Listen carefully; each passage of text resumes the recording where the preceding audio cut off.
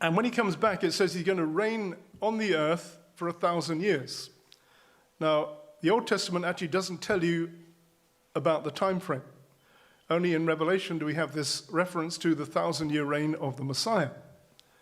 It's interesting, actually, if you look at the literal, if you take the literal Genesis time frame, then the world existed for 2,000 years from Adam to Abraham, from roughly 2,000 years from Abraham to the Messiah, from 2,000 years to the first coming of the Messiah to the second coming of the Messiah, which adds up to 6,000 years, and then you have 1,000 years in which the Messiah is going to reign, which adds up to 7,000 years.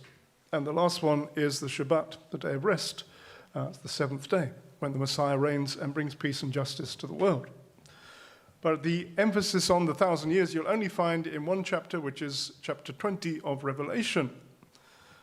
So let's have a look at what it says in Revelation. It says in verse 1 of Revelation 20, "Then I saw an angel coming down from heaven, having the key to the bottomless pit, and a great chain in his hand.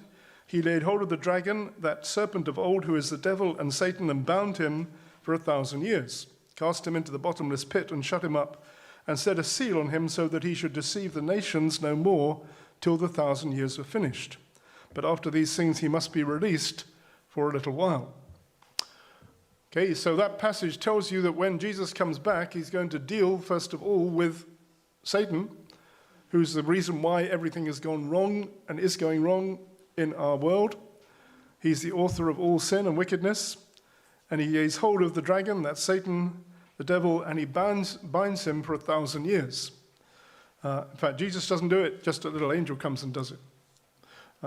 So Satan, the great and mighty power of evil, is bound and thrown into the pit, the abyss, for 1,000 years, so that he should deceive the nations no more. So his time of deception is over, and he is thrown into the abyss during the time when Jesus is reigning.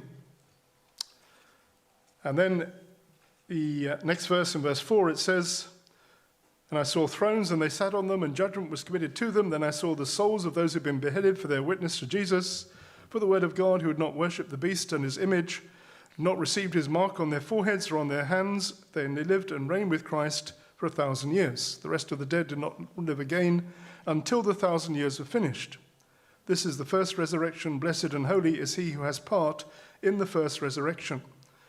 Over such the second death has no power, but they shall be priests of God and of Christ, and shall reign with him 1,000 years." In other words, when Jesus is reigning on the earth during the 1,000-year period, he's going to have the saints who'll be with him, who'll be resurrected. Specifically, these particular saints are those who have been alive during the tribulation period and have lost their lives, have been beheaded, or have died during the tribulation period. They died in faith, and so they will be resurrected. When I first read this, I thought, well, does that mean that only they are going to be there in the Messianic kingdom era? I think not, because in the rapture of the church, before the tribulation, I believe all those who believe in Jesus will be taken up to be with him and will come back with him at the second coming. So we won't need to be resurrected because we will have already been resurrected before this happens. But there will be people during the tribulation period who come to faith in Jesus and who lose their lives. And because they are saints, they will need to be resurrected. That's what's happening here. And you see here that they're going to be resurrected and reign with Christ for 1,000 years.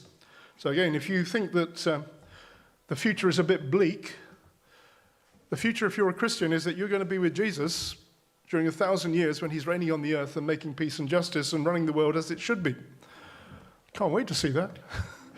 To see the world run properly under God and Jesus establishing his kingdom, and all the pollutions and all the wars and all the vile things which are taking place in our time swept away, Satan bound, and Jesus reigning and bringing peace and justice. That's what the Bible says is going to happen.